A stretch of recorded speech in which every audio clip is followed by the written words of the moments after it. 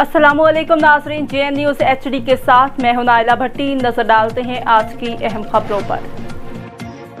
शुमाली वज़ीरिस्तान से ज़ैनुल्लाह खान की रिपोर्ट के मुताबिक मुस्लिम लीग नून खैबर पख्तूनख्वा की सीनियर नज़रियाती क़यादत ने न सिर्फ जलसे का ऐलान किया बल्कि अमीर मकाम के खिलाफ तहरीक चलाने पर भी इत्तेफाक किया।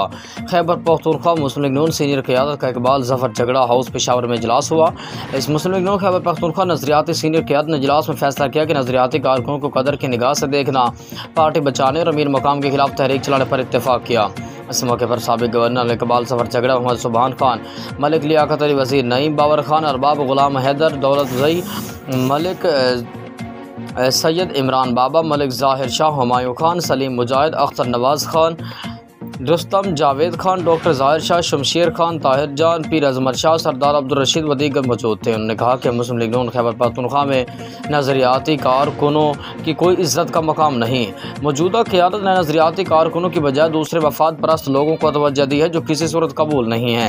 कायद मियाँ मोहम्मद नवाज शरीफ की वतन वापसी के मौके पर वालिहाना इस्तकबाल किया जाएगा। उन्होंने दो टोक में वाज़ेह किया कि नज़रियाती कारकुनों को असल मकाम दिलाने के लिए न सिर्फ तहरीक शुरू करेंगे बल्कि खैबर पख्तूनख्वा की सतह पर अनकरीब बड़ा जलसा किया जाएगा।